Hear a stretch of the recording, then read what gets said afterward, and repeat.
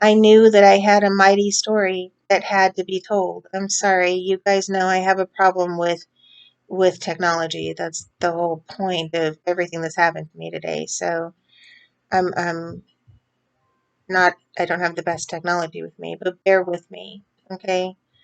So I was utterly devastated by my inability to use my own voice, and it was killing me to keep it inside. And everyone kept telling me that I was insane. They tried to diagnose me as schizophrenic again. They bullied me into taking handfuls of poison for my own good. Now, don't get me wrong. Those drugs are highly effective and they work, and the work they do is invaluable in treating psychosis. But I'm not psychotic. I'm psychic. Now, I know that sounds hokey, but bear with me. Because I'm psychic, and so are you.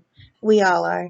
What storytellers do is examine the motives of others and hold them up to the light and praise their morals or shun them into non existence. We see into the core of who somebody really is and we lay that bare, 100% bare. And the person that we sacrifice the most on this altar for your entertainment is ourselves. And that's okay because we want you to laugh. We want you to get past the pain that you have.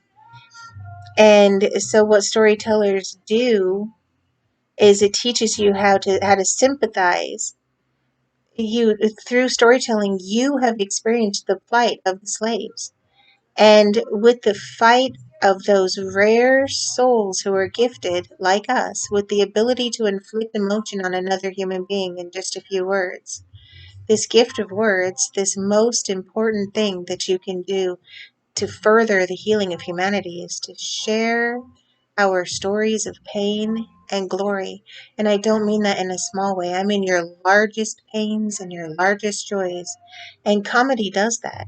So let me switch out of I have something to prove to you. So let me puke on you and show you how worthy I am of this gift. To here's what I learned after a good night's sleep about what happens when you try to speak in public while in a transcendental state otherwise entitled How Technical Difficulties Saved My Life. And I have to tell you that I lied when I wrote this because I had intended to go to sleep. However, it's now 4:07 a.m. and I've been working at this tirelessly since the close of the stand-up show this evening. So we're talking about at least 5 straight hours, and everything that I'm writing to you or that I'm reading to you now, I've written in the time. This is new material. And that's what inspiration does. It pours out of you in a torrent. So let's move back here to my poorly lit living room. So the straight talk on this is that this around me is not an insane asylum and I'm not high. I am dead sober and this is public housing. I could not afford to get high, even if I wanted to. Down here where I am, in this place that you call poverty, pain is the air that we breathe. And I do what I can to help me keep my pain down as low as I can without wasting the rare and precious resource that I sacrifice so much to afford. I can't afford to waste it. I microdose, which does not leave me high. Usually. However, tonight I ate one piece of magic candy that was gifted to me for my birthday by someone who loves me, and it was a great gift, and I thank you. And the sad truth in our country is that I could go to jail for that simple piece of relief, for the gift of a few glasses of wine. And so many people think that this is how things should be. I'm meant to throw my crochet project over the camera, but really I'm just out of energy, so I may or may not do that in between. But I'm still, I just need a second to get ready for the next act because it's something that I need to be really up for. So give me like 2 minutes and say hello to Banksy. You're gonna meet him later.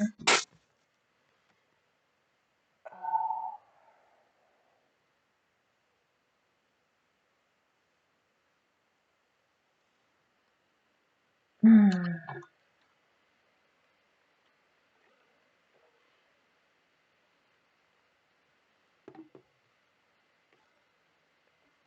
See my music. 1 second.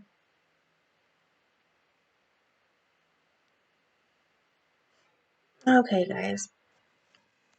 So thank you, Banksy. You did a good job. Part 2. Ode to Kathy Kinney. I'm going to actually write down part 2 so I can check this out later when I have had some sleep and I want to edit this and I'm not completely insane. So part 2. And I call this, like I said, Ode to Kathy Kinney. Otherwise entitled, Oh My Goddess. Since I have found this community of wisdom, all of the words that I've been saving up, all of the words that I've been organizing and writing in my head, all of the words that I had repeatedly written into journals, all of the words that are already edited in my head, and they're pouring out of me already edited, and a new kind of flow is happening. And since being called into focus by you, Kathy, as, sorry, this is my best, Kathy Kinney, I love you. Angel, I agree. I put this here for everyone because you always have such good ideas. And since the first time you saw me log in and say, Hi, Angel, and you saw me, and I can't explain to you what that means for someone like me, someone with a consistent negative value in my bank account, people who have terrible credit because of forced poverty, people like me don't get this magical chance. Nobody sees us. We are as invisible to most people as Hogwarts is to the Potterverse. We are as unique and rare a kind of magic that has been hidden from the world. We are the grass seeds of the grassroots movements that make other people famous. We are the ones that sow the seeds of discord and help them grow. We are the ones that call out the horrible things. We are the ones that are putting an end to cruelty. Yet we are completely unseen, or we were. And you gave me the platform to make my name known, and you gave me the gift of permission to speak. Thank you. I love you. And so that was a short, Act 2. Act 3. I finally get into the view of my most idolized idol in all of idoldom, and her twin sister idol, the Queen of Empathy. And my two guiding lights, my sun and moon, my highest intention, two people who are doing exactly what I want to do. And they say, I wish I knew how to help. And they had welcomed me there, and they had given me permission to speak. So I answered them. Cindy, this is for you. You were wondering how you could help. So I wrote you a poem called How You Can Help Those of Us Who Live in the Dirt. And I pondered on what I learned when I read it. This poem will become the guiding light of my life, the thing that keeps me on course forever. And it was modeled after a spell that the charmed ones were saying while I was writing. And I said this out loud with intention. It just came out of me. And I said, magic voices feel our light, reaching out through day and night. Come to us across the stars. Come to us and grant us cars. Bring us money for the rent. Give us voices to dissent. Come down here to help us now. Come to us and show us how. The maiden mother and the crone cause the unseen to be shown.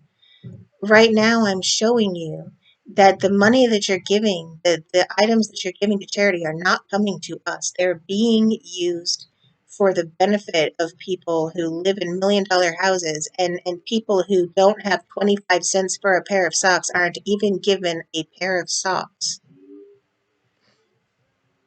And that is the unseen being shown. By the guiding light of our queens, I cause the unseen to be seen. Manifest here for me now the right to let me take a bow. I call on you now to lend me strength, and my legs could use a little length. By my sorrow and my laughter, I call your voice from the hereafter. Mighty Irma, hear my prayer. Help me come to meet you there. Help me fulfill my destiny without losing my will to be. Help me find a balance now. It's a little stuck here. Fiddles with computer and messes up the picture. This is where I admit that I was having technical difficulties on purpose. I think I was supposed to laugh and not actually say that to you. So help me find the balance now. Goddess of humor, show me how. Irma, bring your gift to me. Bring to me my destiny. And I meant it. It was a prayer, and I know it was ridiculous, and it was so silly, but it was amazing. And and at the end of each act, I get to play peekaboo with you. Peekaboo. So I'm meant to hold up a card that says Act 4. I guess I lied. Wait, did I say 3? Oops. We call this one a bonus then. So after the tech fiasco, but before the beginning of the stand-up event, which was delightful, I had a chance to get some rest, and something in me said that there would be time for me somehow during the stand-up show. My foundation that helps the world is called Stand Up, and it seemed like synchronicity. And I quickly scribbled out the cutest skit, and I waited and waited for my chance at the end of the event that maybe there would be a moment of, well, I guess that's everyone. What will we do now? And then they called on someone who had already been presented, and they had double scheduled her, and they were at a loose end, and I finally pushed the button, crying, Pick me! Let's play a game. And they were going to move on. And bam! Like an idiot, I threw my hat in the ring. And in the middle of everyone, I cry out for attention as if I had been asked to speak. But my tech difficulties made me too late, and they moved on to another topic. And they never saw my hat in the ring, and that's fine. Because my technical difficulties earlier were proof that my ancient laptop can't handle these events without acting like a whiny bitch and refusing to do her work. So here, after rest and refraction, are the 2 stories that I wrote today, and one from a prompt during the class where I had my technical pantsing and everybody saw my ass, and one from, well, it's in the title. Ladies and gentlemen, the shaman magic prophet endless chattering bowl of alphabet vomit, or as I usually call myself, Angel, would hereby like to present my one being production. Give me a break. I did my best. Titled, How I Embarrassed Myself on a National Platform, Came Back from Suicidal Despair, and Realized that this would not be my only chance to speak. Otherwise titled, Inspiration Struck in That Exact Moment. Or maybe it was inedible. What can I say? It's safer than Xanax. My magic journey as told by the prophet of pain, an Irma Bombeck Conference virgin, in honor of the Stand Up Foundation, and, well, not even the slightest bit overdramatic. My first stand up routine. Cue drumroll and spotlight. Oh well. Hi everyone, nice to meet you. I'm Trixie. And you can call me the Prophet of Pain. See, I earned this title by not being able to shut my goddamn mouth, no matter how many people tried to shut me up. And more important, I've learned how to stop holding myself back. Let me start by telling you that when I was lying, bound, drugged, and cold on the concrete floor of the isolation room of a mental institution, God spoke to me. He told me, Trixie, you have got to stop doing that fancy dancing. See, I dance with my tribe, but I never enjoy it when I'm supposed to do it. Who enjoys being forced to go to church? This is meant to be the journal diary of it's an echoing of an actual mental patient who put something together or put something into the letters from the suicide ward, and that was part of it. And she told me this story. She gave this gift to me. She gave me to give it to you when I needed to scream with all of my soul. Because she gave it to me while I was screaming it with all of my soul. Screaming that I am not crazy. I I just have a mission. People just need to hear what I have to say, and I'm the perfect, hilarious picture of the drooling, screaming lunatic from some comedy movie. Oh, wait, that's not funny at all. And I was screaming, "Who am I? I don't even know who I am." See, I had been badly broken by a man who never picked up his socks off the floor. I mean, if that was all, it would have been fine, but let's say that it was the sock that broke this camel's back, and I just couldn't take anymore. And I decided to pick myself up off of any floor that he would ever touch again. He would never touch me again, and let him go be with the woman that he so professed to love. And I was left shattered on the floor, and I wanted to die. Well, no. I wanted my pain to end. And an angel that we will call Trixie for the sake of her privacy taught me the Native American guided meditation technique of humming, singing, shouting, howling out your pain. And I howled with all my might, a baby wolf crying out to the full moon mother, "It's dark and I need you now." And an angel in a straitjacket spoke to me, and she reached out to me with her beautiful voice, and she whispered, "Let me show you sanctuary." And she told me the story of a woman who was doing this incredible work. She told me of a woman who had learned to use her words to unblock people's voices. And then she told me her own story. She told me how sanctuary had freed her voice. She told me of the courageous woman that she had become, a woman who had helped her heal her own schizophrenia. And I got out of the hospital. I shook off the COVID crazies, people with a history of PTSD like me, people with depression, anxiety, schizophrenia, autism, and more are literally having psychotic breaks due to being COVID positive. So now you know how I spent my summer. Almost. See, I did go COVID crazy, but this time the psychotic break didn't, well, break me. This story happened to me 2 years ago and sent me hurtling through the sky like a near Earth object. What do you mean that wasn't a comet? And I was able to pull through the episode without damage. And instead, I had a psychotic healing. Well, a psychic one. And I had cleared that negative piece of karma from my soul that was holding me back. That was on my 47th birthday, the day that my world changed again, the day of my rebirth, the day of the Muffin Man, the day of psychotic repair, the day of my ascension. These stories poured out of me today, and I have already told them to many of you during the workshop. But I don't want to bring that all here right now. And since that day, in less than 4 days' time, I have written more than 100,000 words. Look at my thumb. It hurts. It's like the we're calling this writer's thumb. This is a new ailment. We should be able to like claim some kind of workman's comp for this. But 100,000 words, guys. 100,000 words. Like how? And they make sense. And they tell my story in the way that I wanted to do that. And aside from a few typos and punctuation errors, they were exactly the story that I had to tell.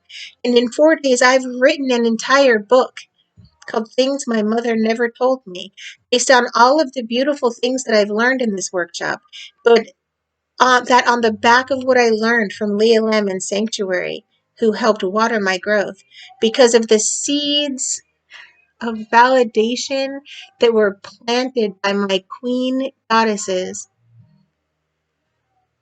Thank you to all of the speakers, whether you were attendees who paid to be here or brilliant minds who were paid to guide us. Your voices carry equal weight. Your stories have inspired my own memories, and I am remembering times when I wished my mother had taught me the lessons that you taught me today. And she could have done it with one simple story. And I thought to myself, why is this not the kind of fairy tales that we read to children? Why don't we stop damaging them with old abuses and giving them something wonderful and instead of giving them something to be frightened of. We give them something wonderful and sweet, not horrifying, painful, punishing, diminishing stories about how they are in danger. And instead, this simple, kind, beautiful, nurturing, wonderful energy that you all have poured on me. So I'm writing this story to be used as a video game, designed at a fifth grade level, but taking a page from the inimitable ones, the gurus of being able to communicate real truth to children. And I'd like right now to thank Diane Duane, because Diane Duane is the one who taught me how to be a wizard with my words. Like I swore to do when I was 11 years old, as a very dedicated 12-year-old weirdo. And I swore for the first time with all of my heart and with full intent, I took the wizard's oath. Like I have used the fuel that this has given me, and with it made heroic strides to get out of this place, to escape this burden of horrible cruelty that is my life. I'd like to give you this poem, this prayer that I lived with. And that 12-year-old girl, she summoned up all of her faith, her entire mustard seed. And what do you think she did with it? She planted it. She called out the beautiful oath that begins, "In life's name and for life's sake." And from there, being the beautiful weirdo that she was, she started to improv and rewrote the entire oath in my own personal copy of So You Want to Be a Wizard, which is still my favorite book of all time. And I edited this beautiful poem in that place to read and prayed this religiously. In life's name and for life's sake, I will use my art in the service of life's growth alone. I will guard growth and ease pain. I will never deliberately inflict harm on another human being with my words or actions. I will be the voice of the voiceless. I will be the protector of the innocent. I will stand between the abusers and their victims. I will help them to stand up off the floor. And I will be da da da da the prophet, the guardian of truth and light. By the power of Grayskull, I have the power. Now, I'm not joking that I literally did that every day for a year. I've never been able to ask Diane if she minds my rewrite, but let's call it literary license, because in that happy little moment of clarity, I became determined to tell this story to you today, no matter what it took me to do that, because I dreamed of myself sitting right here in this place, in these clothes, with that music on, speaking these words to you. And I could not go to sleep tonight until I fulfilled that vision for myself.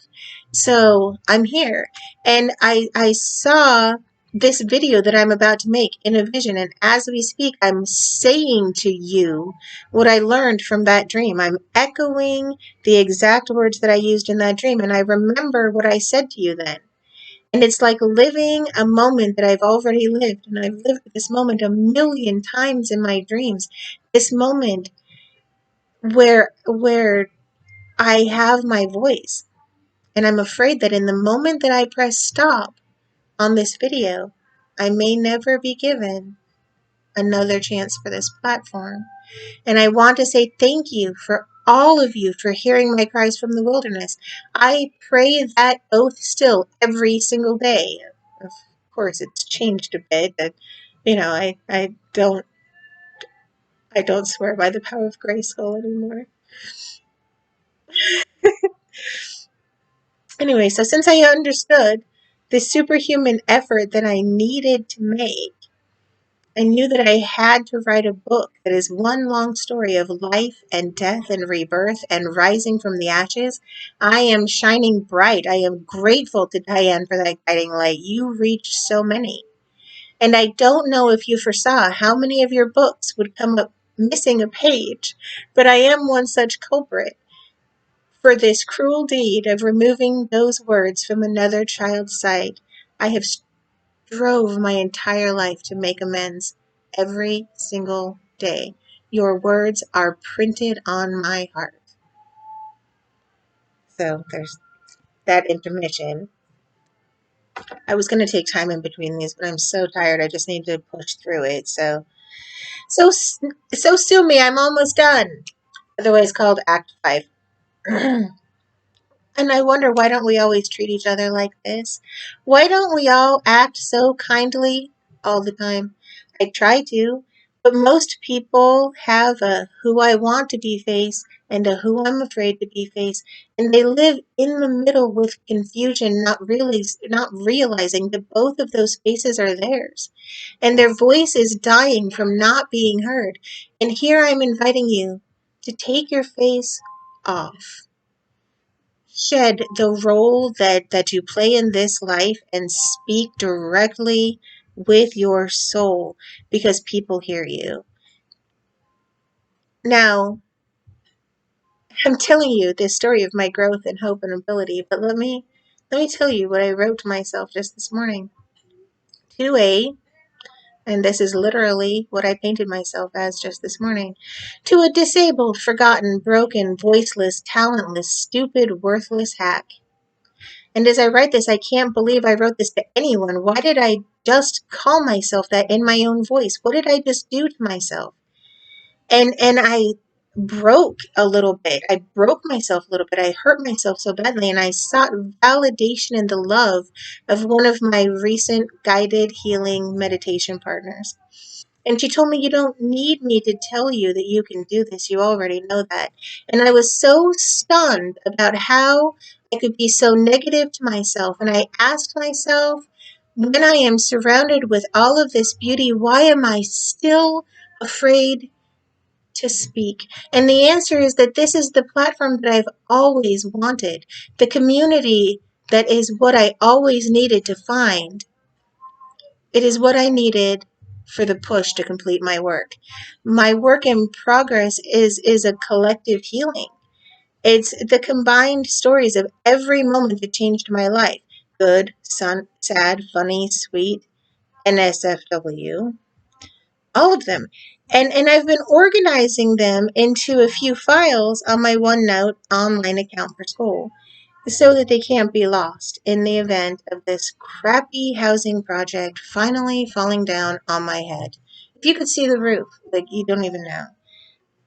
And this is one of the nicer ones, guys. I live in the Cadillac version of this place. You don't know what people are dealing with if you haven't seen it. You're being fed a story, and it's a false story, and I think people need to get their eyes down here and see what this is really like. And so that's what I'm here in service of. And I am debasing myself in front of God knows how many people to show you that the people who live in the dirt also have value. We are not gum on your shoe. That's for the one percenters, not for you guys. You guys are awesome. I'm just hoping some one percenters will see this and, like, maybe learn something. You know, I mean, not like they really do that very much. It's not their thing, but it would be nice. It would be nice. So I'm doing it. Anyway,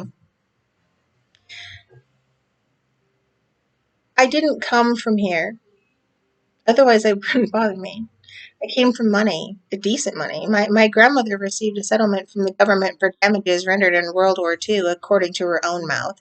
This is what she told me. And I need to tell you before I go on that I'm not spreading rumors. I've learned my lesson on the damage that does. I'm so sorry to my sisters, all of them, the blood ones and the ones who were my soulmates, for the horrible gossip that I could be. And I thought I was helping someone who needed me, but in that process, I was betraying your trust, and I had no right to speak to any of those things. And I do not do that anymore. So, my grandma was a Jewish war refugee, and my grandfather was a retired Union Pacific Railroad engineer, and a Native American shaman, a former wise guy for the Army, and a veteran with a long term of service in our country. Which of these things are true? I don't know. I only have their stories, and their stories tell me everything about them that I need to know. And through their tireless storytelling, even in the face of complete boredom, Even when people are nodding off like I'm pretty afraid that you're probably doing by now, I learned that your story is your own. You write your own life. And today I wrote my own happy ending. This video to you is the final work of a prophecy that I've been working on my entire life. This is the prophecy of pain and healing, and it is a 12-step program on how to learn to use transcendental meditation and whatever other relaxation techniques you need to get here. All y'all with your Emma wine glasses. So let me dust off my crown and step down from my high horse and leave this here with you. This single video is the entire outline of my life's work, and it is an offer to you to work cooperatively to affect real change in the world. If you want to make real change and you don't know how, ask people how you can make their lives better, like Kathy did for me just last week. You change their lives. You give them permission to cry for help. You tell people if they need help to ask, but you don't understand that we've been asking for generations and nobody hears us. And this is me. This is me asking on their behalf. This is me, the voice of poverty in America. Okay. Now I love you all, and now I'm gonna go collapse, and I'll read this and edit what it needs in the morning. Well, no, I won't. I'm posting this straight on, and I'll let you guys tell me what needs edited out. And I'll make the video after I have time to sleep so that I don't cry like a baby in front of a million people. Actually, I stayed up all night and practiced this over and over and over again so that I wouldn't cry. And I lied when I wrote this, and I lied again when I wrote this. It's 3 in the morning when I wrote that line. And I just can't rest until I get this done. I hope you all realize how much work this is. No, no, really. Thank you for listening. You toss Banksy here, and he says, ouch! Sorry, Banksy, you're doing such a good job. At 7, Act 7, this is the PS. Right. The stand-up routine tonight was awesome. You guys were incredible. I loved you. I was so thrilled about it that I wrote a piece about tech issues, and I wrote it in a kind of skit commercial for this workshop. In this piece, envision me sitting in front of a picture of my beautiful grandson, 6 months old. I had a heart attack and died in September. I almost didn't live to hold my first grandchild. He is a miracle. And I'm sitting in front of a picture of this beautiful face, and I wrote, and I visioned myself. I'm crocheting, I'm looking at a picture of him, and I envisioned myself crocheting and chatting like my grandmother used to do with me.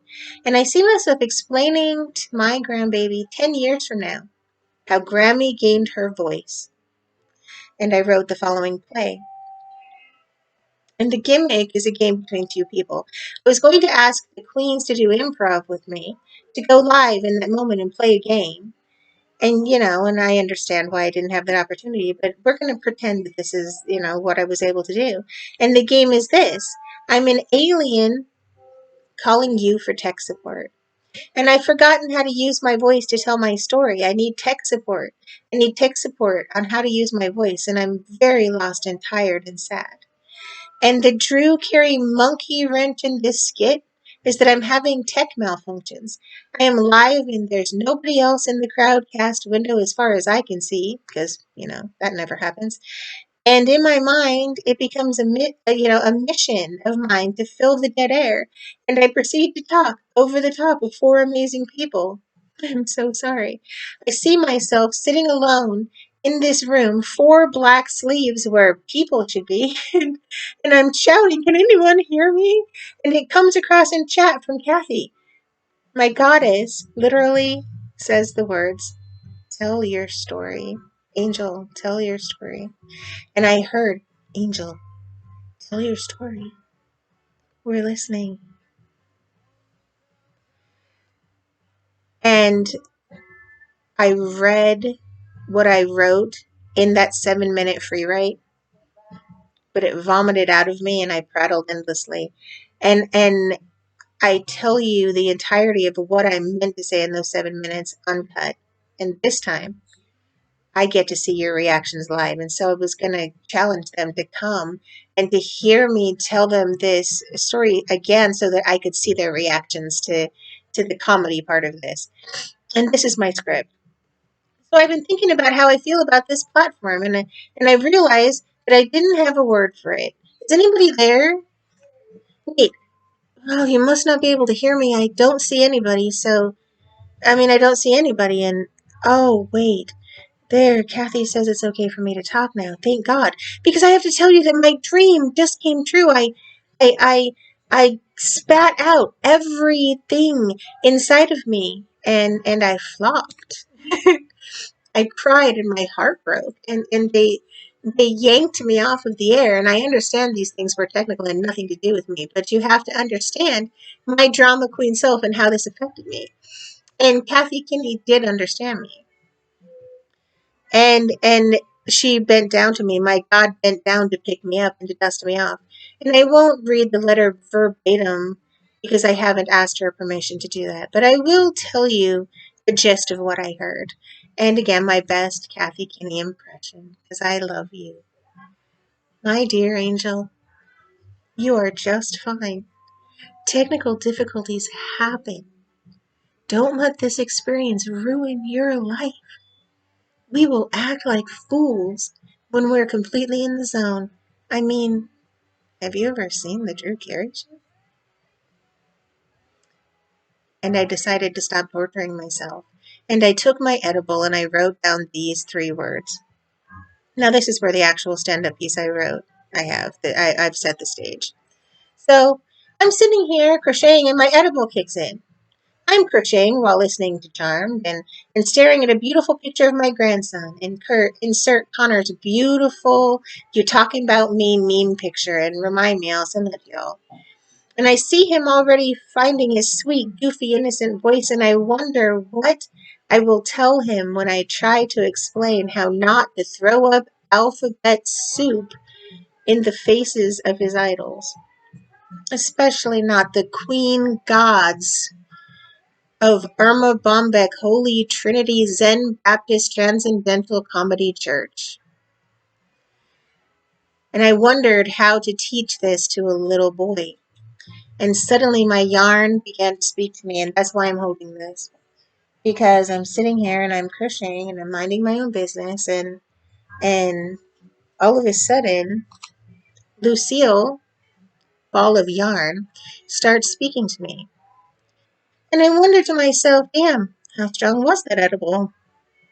And this is what transcendental crocheting, while being a bit high, taught me. Hey, you! The one who keeps trying to tie my guts in knots. What are you staring at? I show her the words on the paper, and I begin to have a Jeff Dunham out-of-body experience. Transcendentally poignant comedy, I tell her. Sorry, I lost my place. I haven't done this before. Trenna. What? Well, it means a kind of magic. Magic? Banksy pops up. Lucy, ball of yarn hair, thinks that Tranna What sounds like a disease. Her son, Banksy, is a bit of a Zen master, having been recently woven into his new form. Isn't it lovely? Look at what a pretty new form he has. Lucy picks up the paper and tries to read it. Now, be nice. She is all tied up in knots. Poigunant comedi, she says very carefully. And I look at her in sympathy. The sound, as that sound, when you pronounce it phonetically, sounds absolutely repugnant. And you're not saying that right, Ma. What you mean I'm not saying it right? I don't even think it's a real word. How'd you spell it? I'll look it up on the webs. Let me see. Ready, go. No.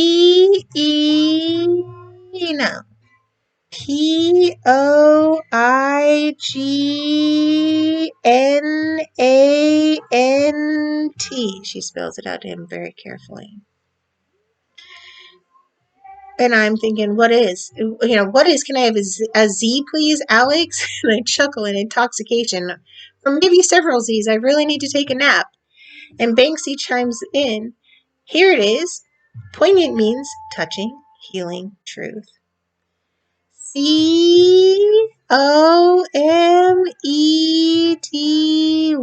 Lucy blurts in without preamble. Banksy chimes in with, 1 second, Ma. You didn't warn me. Spell it again. She's having issues, can't you tell? Like, she's glaring at me right now for even saying anything to you about this. She's just having issues. This is the first time she's ever been on a public stage, so we're gonna be really, really nice. Oh, we love Lucy. I love you, Lucy. World, I love Lucy. And so, sorry. Okay. Sorry, I do this to make myself laugh, and I'm sorry.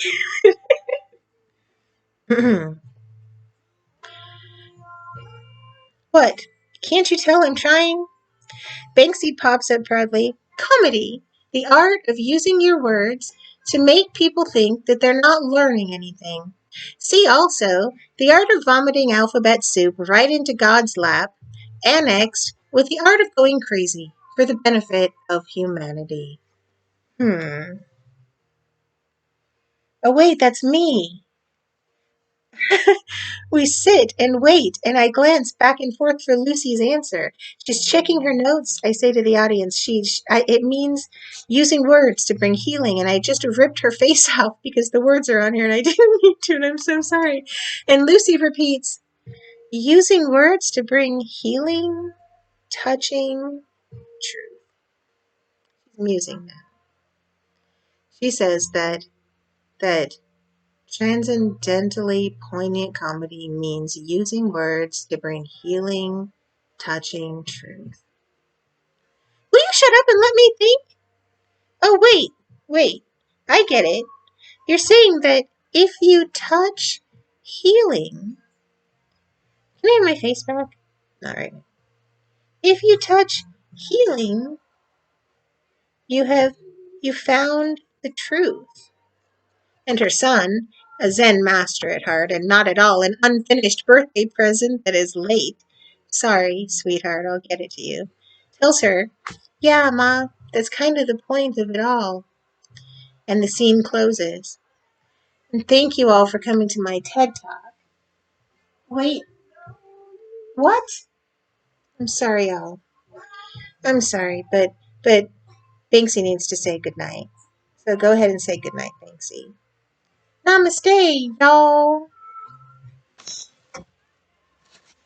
And I end by tossing the blanket over the lens and asking, Banksy, what are you doing? I'm being a part of things. Cool, you do you. I'm gonna go eat a pizza. Or like 10 mangoes and a pound of turkey pepperoni, I don't know yet. And I pretend to walk away and come back and say, oh, hey, are you still bothering them? Get down from there. And I put him. And I come back into the scene with this horrible looking green and spotty banana in my hand. Hey guys, I just wanted to thank you one last time for watching my one man, well, that's not right. One writer, well, that's almost right. Thank you for watching this newly transcended author, that is me, deliver the most important TED Talk you will ever hear, or, at least one that I hope helps you learn how to better help me and other people like me. See, I wanted to order a pizza, but I checked my bank account and the light bill had already hit it. So I'm lucky if I can get a $5 frozen one on Tuesday when my food stamps come in. But I do have this beautiful banana, and I'm lucky. Every day, people around me are starving. Children cry all night long because they're hungry. Their parents can't pay the light bill. They're going to be evicted when this government housing complex decides that they can't forestall their rent anymore. This place does not accept partial payments. If I couldn't have paid my rent with the little money that I get for all of this time with COVID, like many of my neighbors have, If I hadn't paid my rent since March, and yes, I mean since March, I would owe $1,200 to the housing authority. And you're thinking, so what? I pay $1,200 a month for my house. That's how much houses cost. You don't have that much money? And no, see, the thing is that I live on only $800 a month, and I have no other source of income. You see how this election is really rigged. Go vote. Give us your voice because nobody is listening to us down here. Children, disabled people, and the homeless die every day of poverty in your country. Do you want the gospel truth? Then let Ganja Jesus give you the 411 because Trump's America is a hellhole third country for us down here in the day labor class, for the people who build your houses. This world is a third world country. This country, this society that we're in, it's horrible, and I don't have the ability to give them anything, and I still and if I gave them anything, I would not be able to eat even the one meal a day that I am so lucky to afford. You see, in the past 24 hours while I've been doing this transcendent work, I have had to eat a sum total of one cannabis edible at the end of a long day of having nothing to eat but a single fried egg between two pieces of bread and this banana. We need your help. And then here's my thing again. So, prologue. The Muffin Man. A note on creativity. Be creative.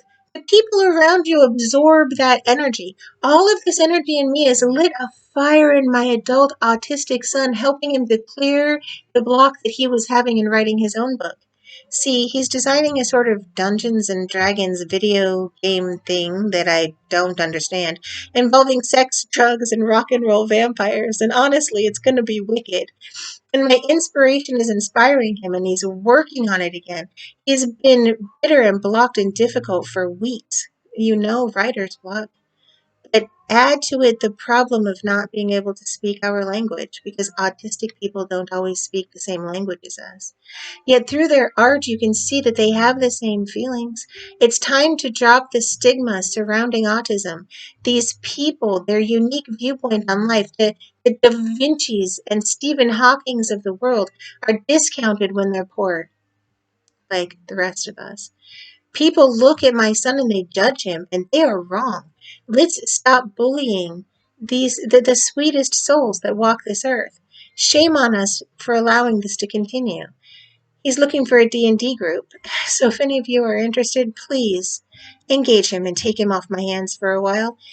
Comment in the space below this video on YouTube if you want to say anything at all, but especially if you're super special space nannies who would love to listen to the stories of a beautiful mind that I don't have time to focus on while I'm doing this work.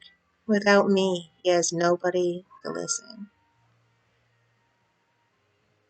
Queen of Your Own Life is a page run by two amazing goddesses. It is filled with the most beautiful group of women. It is so supportive and nurturing. And there I am seen. And Kathy puts my post up and agrees with me in public. The person who I most want to be in this world, the only person on earth that I actively worship, sees me. Thank you, Kathy. And Cindy and all of the Queenie family, thank you above all for being a moral compass in these times when we so desperately needed one. Thank you for sharing your fragility and your strength with us. I hope that we bring you the same healing validation that you so freely give the world.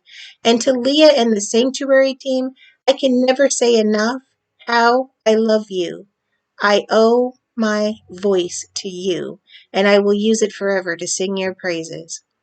And this is the end of chapter 1 of my memoir. Ta-ta for now.